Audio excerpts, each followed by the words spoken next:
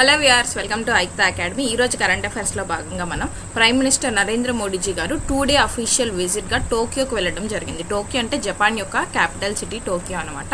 మరి జపాన్కి ఎందుకు వెళ్ళారు, ఎందుకు న్యూస్లో ఉంది, అలాగే హిస్టారికల్ బ్యాక్గ్రౌండ్, ఇండియాకి జపాన్కి మధ్య ఉన్నటువంటి హిస్టారికల్ బ్యాక్గ్రౌండ్ అండ్ రిలేషన్స్ ఏంటి, అలాగే ఈ టూర్ యొక్క సిగ్నిఫికెన్స్ దేని మీద ఫోకస్ చేస్తున్నారు, అండ్ కామన్ గ్రూపింగ్స్, ఇండియా యొక్క జపాన్ కలిసి ఉన్నటువంటి కామన్ గ్రూపింగ్స్ ఏంటి అనేది ఈరోజు వీడియోలో చూద్దాం.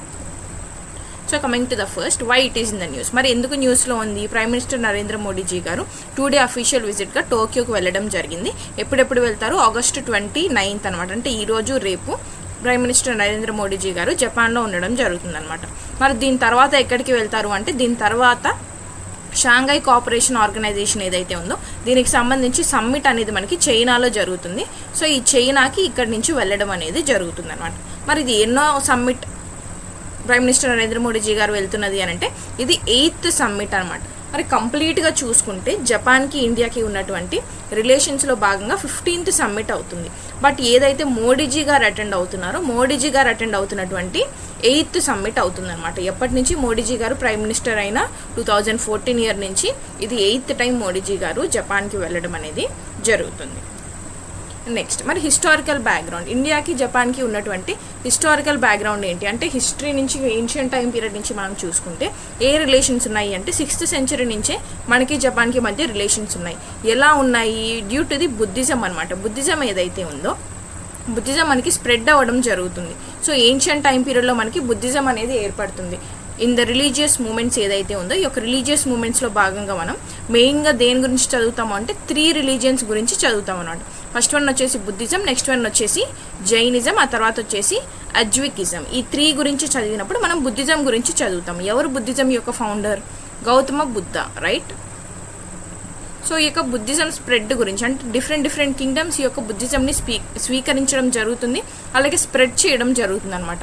అంటే వేరే కంట్రీస్ నుంచి ఆ కింగ్స్ యొక్క అంబాసిడర్స్ మన కంట్రీకి వచ్చి మన కింగ్స్ దగ్గరికి వచ్చి ఇక్కడ బుద్ధిజంని స్ప్రెడ్ చేయడం, ఇక్కడ ఉన్నటువంటి బుద్ధిజంని నేర్చుకోవడం, దాన్ని స్ప్రెడ్ చేయడం కోసం వాళ్ళ కంట్రీస్కి వెళ్ళి అక్కడ స్ప్రెడ్ చేయడం అనేది జరుగుతుంది. అలా 6th సెంచరీ నుంచే మనకి జపాన్కి మధ్య రిలేషన్స్ అనేవి ఉండడం అనేది జరుగుతుందన్నమాట. మరి నెక్స్ట్ 1893లో కనుక మనం చూసుకుంటే స్వామి వివేకానంద గారు చికాగోకు వెళ్తూ ఆ యొక్క మధ్య మార్గంలో జపాన్ని విజిట్ చేయడం జరుగుతుంది. నెక్స్ట్ ఏంటి? Indian national army. మన ఇండియన్ నేషనల్ ఆర్మీ ఏదైతే ఉందో దీన్ని ఫస్ట్ ఎలా ఎస్టాబ్లిష్ చేస్తారు అంటే ఆజాద్ హింద్ ఫౌజ్ అని దీన్ని ఎస్టాబ్లిష్ చేయడం జరుగుతుంది, రైట్?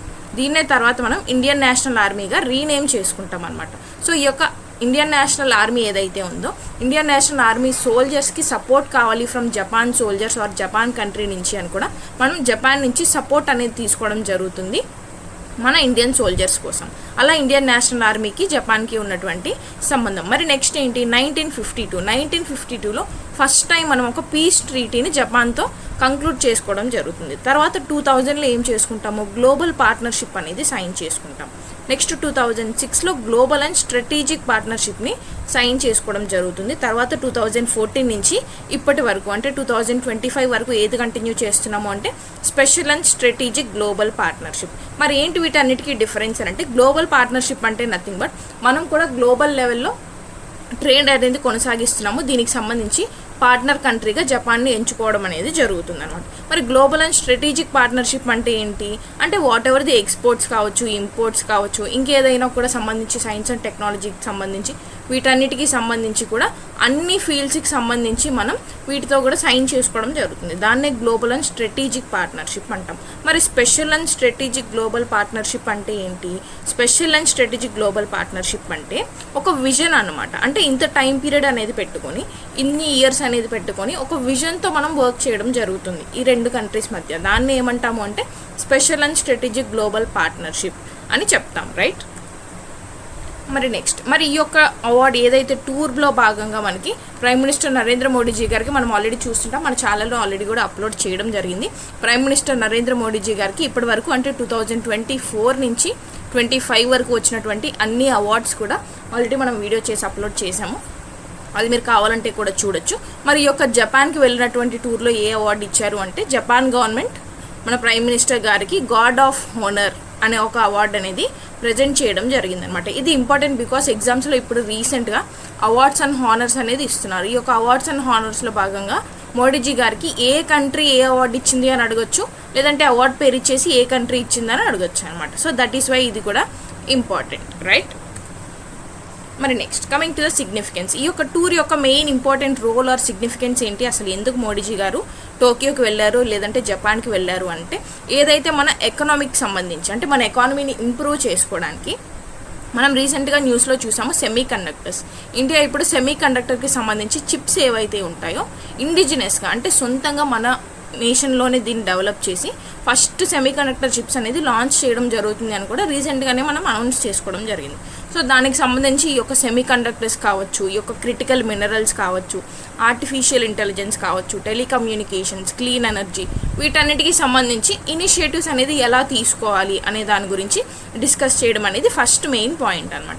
మరి నెక్స్ట్ వన్ ఏంటి, 2008లో మనం ఒక సెక్యూరిటీ కోఆపరేషన్ అనేది సైన్ చేసుకోవడం జరుగుతుంది. సో ఈ యొక్క సెక్యూరిటీ కోఆపరేషన్ అనేది ఎప్పుడు సైన్ చేసుకున్నాం, 2008లో సైన్ చేసుకోవడం జరుగుతుంది. దీన్ని అప్గ్రేడ్ చేసుకోవడానికి వన్ ఆఫ్ ది రీజన్. మరి నెక్స్ట్ వన్ ఏంటి, డిఫెన్స్ అంటే సెక్యూరిటీ కావచ్చు, ఈ యొక్క సెక్యూరిటీకి సంబంధించి అలాగే టెక్నాలజీకి సంబంధించి ఏదైతే ఉందో దీని యొక్క ప్రోగ్రెస్ అంటే ఇప్పటివరకు మనం సైన్ చేసుకున్నటువంటి అగ్రిమెంట్స్ కావచ్చు, మన మధ్య షేర్ చేసుకున్నటువంటి ఇన్ఫర్మేషన్ కావచ్చు, దాని యొక్క ప్రోగ్రెస్ ఎలా ఉంది అనేది రివ్యూ చేయడం అనేది థర్డ్ మెయిన్ పాయింట్ అనమాట. మరి నెక్స్ట్ ఏంటి, economic and science and technology fields అనేది మెయిన్ బ్యాక్ బోన్గా ఈ యొక్క టూర్లో డిస్కస్ చేసుకోవడం జరుగుతుంది అని కూడా మనకి చెప్పడం జరుగుతుంది. సో దీనిలోనే భాగంగా ప్రైమ్ మినిస్టర్ నరేంద్ర మోడీజీ గారు ఒక స్టేట్మెంట్ అయితే ఇచ్చారు, India and Japan that is Bharat and Japan కనుక కలిస్తే చరిత్ర అనేది సృష్టించవచ్చు అని కూడా ఒక స్టేట్మెంట్ అనేది పాస్ చేయడం జరిగింది. మరి next coming to the relations, మరి ఇండియా అండ్ జపాన్ మధ్య రిలేషన్స్ అనేవి ఎలా ఉన్నాయి అని కనుక మనం ఒకసారి అబ్జర్వ్ చేస్తే, డెవలప్మెంట్ అసిస్టెన్స్ అంటే మన ఇండియాలో జరుగుతున్నటువంటి డెవలప్మెంట్ ఏదైతే ఉందో దానికి మనకి జపాన్ అనేది సపోర్ట్ చేయడం జరుగుతుంది. వేటికి సపోర్ట్ చేసింది ఇప్పటి వరకు అంటే, ముంబై అహ్మదాబాద్ మధ్య జరిగిన హై స్పీడ్ రైల్ ప్రాజెక్ట్కి, అలాగే ఢిల్లీ మెట్రో ప్రాజెక్ట్కి, అండ్ దెన్ జపాన్ ఇండియా మధ్య జరిగినటువంటి కోఆర్డినేషన్ ఫోరం, ఇది కూడా మనం సైన్ చేసుకున్నాము. ఇది ఎందుకు సైన్ చేసుకున్నాము, north east areas that is 7 sisters అంటాం కదా, 7 స్టేట్స్ ఏదైతే ఉన్నాయో ఈ యొక్క 7 స్టేట్స్ని, నార్త్ ఈస్ట్లో ఉన్నటువంటి 7 స్టేట్స్ని డెవలప్ చేయడానికి జపాన్ ఇండియా కోఆర్డినేషన్ ఫోరం అనేది మనం సైన్ చేసుకోవడం జరిగిందనమాట. సో ఈ మూడింటిలో మనకి జపాన్ అనేది సపోర్ట్ చేయడం జరుగుతుంది, ఫినాన్షియల్గా కావచ్చు, టెక్నాలజీ పరంగా కావచ్చు, రైట్. ఇది వన్ ఆఫ్ ది రిలేషన్ అనమాట. మరి నెక్స్ట్ వన్ ఏంటి, డయాస్పోరా అంటే ఏంటి అసలు, డయాస్పోరా అంటే నథింగ్ బట్ ఎవరైతే ఇక్కడి నుంచి అంటే ఇండియా నుంచి జపాన్లో ఉన్న వాళ్ళు కావచ్చు, జపాన్ నుంచి ఇండియాలో ఉన్న వాళ్ళు కావచ్చు, మైగ్రేట్ అయ్యి వర్క్ కోసం వెళ్ళే వాళ్ళు ఉంటారు, ఎడ్యుకేషన్ కోసం వెళ్ళే వాళ్ళు ఉంటారు. అలా ఎంతమంది ఉన్నారు ఇండియా నుంచి వెళ్ళిన వాళ్ళు జపాన్కి అంటే, మోర్ దెన్ 54,000 మెంబర్స్ అనేవాళ్ళు ఈ యొక్క జపాన్ కంట్రీలకి ఇండియా నుంచి వెళ్ళడం అనేది జరిగిందనమాట. మరి నెక్స్ట్ ఏంటి, ఎఫ్టిఐ అంటే ఏంటి, ఫారెన్ డైరెక్ట్ ఇన్వెస్ట్మెంట్ అనేది జపాన్ నుంచి మనకి ఇండియాకి రావడం జరుగుతుంది. అంటే ఏం జరుగుతుంది అంటే, జపాన్ నేషన్ అనేది మన ఇండియాలో కంపెనీస్ ఏర్పాటు చేసి ఇన్వెస్ట్మెంట్ అనేది పెట్టడం జరుగుతుంది అనమాట. సో ఈ యొక్క ఇన్వెస్ట్మెంట్ పరంగా ఏ కంట్రీ ఎంత ఇన్వెస్ట్ చేస్తుంది అనే దాన్ని బట్టి ర్యాంకింగ్స్ అనేది ఇవ్వడం జరుగుతుంది. సో ఈ ర్యాంకింగ్స్లో భాగంగా జపాన్ అనేది 5th కంట్రీ అనమాట, అంటే 5th లార్జెస్ట్ కంట్రీ మన ఇండియాకి ఫారెన్ డైరెక్ట్ ఇన్వెస్ట్మెంట్ ప్రొవైడ్ చేసే దానిలో, రైట్. మరి నెక్స్ట్ కంపెనీస్ కనుక మనం చూస్తే ఎన్ని కంపెనీస్ ఉన్నాయి జపాన్వి మన ఇండియాలో అని కనుక చూస్తే, మోర్ దెన్ 1400+ కంపెనీస్ అనేవి జపాన్ మన ఇండియాలో ఎస్టాబ్లిష్ చేయడం జరిగింది. మన ఇండియా వచ్చేసి జపాన్లో 100+ కంపెనీస్ అనేది ఎస్టాబ్లిష్ చేయడం జరిగిందనమాట. ఓకే, మరి నెక్స్ట్ వన్ ఏంటి, కల్చరల్ సిటీ ట్విన్నింగ్ అంటే నథింగ్ బట్ మన ఇండియాలో ఏదైతే కల్చరల్ హెరిటేజ్ని మనం ప్రమోట్ చేసుకుంటూ వారణాసిని ఎలాగైతే కల్చరల్ సిటీగా చూస్తామో, అలాగే జపాన్లో ఉన్నటువంటి సిటీ ఏది అని అంటే రియోటో అని అంటాం అనమాట. ఈ యొక్క సిటీ అనేది జపాన్లో కల్చరల్ హెరిటేజ్ కలిగినటువంటి సిటీ, మన ఇండియాలో వచ్చేసి వారణాసి అనమాట. ఇది ఇవి రెండింటి మధ్య ఉన్నటువంటి సిమిలర్ పాయింట్. ఇవి relations between India and Japan. మరి నెక్స్ట్ ఏంటి, కామన్ గ్రూపింగ్స్. మీరు ఎగ్జామ్లో కనుక చూసుకుంటే ఇండియా జపాన్ న్యూస్లో ఉంది అంటే దాని యొక్క సిగ్నిఫికెన్స్ ఏంటి, ఎందుకు న్యూస్లో ఉంది అనేదే కాకుండా ఇవి రెండు కామన్గా ఏ గ్రూప్స్లో ఉన్నాయి అనేది కూడా ఇంపార్టెంట్ అనమాట. బికాస్ మీకు ఎగ్జామ్లో ఎలా అడగొచ్చు క్వశ్చన్ అని అంటే, which among the following groups Japan is not part of అని అడగొచ్చు. సో ఇవన్నీ ఇచ్చేసి మీకు ఒక ఆడ్ వన్ అవుట్ అనేది ఇస్తాడు. అప్పుడు మీకు ఎగ్జామ్లో ఇది తెలియకపోతే పెట్టడం అనేది కష్టమవుతుంది. That is why common groupings, ఏదైనా ఒక కంట్రీ న్యూస్లో ఉంది అని అంటే దానికి సంబంధించి కామన్ గ్రూపింగ్స్ ఏమున్నాయో కూడా చూసుకోవాలి, రైట్? సో ఫస్ట్ వన్ వచ్చేసి మలబార్ అనమాట. మలబార్లో ఇండియా అండ్ జపాన్ పార్ట్ అయి ఉన్నాయి. మిలాన్లో ఇండియా అండ్ జపాన్ పార్ట్. అలాగే జిమెక్స్ అనేది bilateral maritime exercise, Japan India maritime exercise అనమాట. నెక్స్ట్ వచ్చేసి ధర్మా గార్డియన్ అంటే ఆర్మీకి సంబంధించినటువంటి ఎక్సర్సైజ్. కోస్ట్ గార్డ్ కూడా నేవీకి సంబంధించినటువంటి ఎక్సర్సైజ్. క్వాడ్ అంటే నథింగ్ బట్ ఈ యొక్క క్వాడ్లో 4 కంట్రీస్ ఉంటాయి.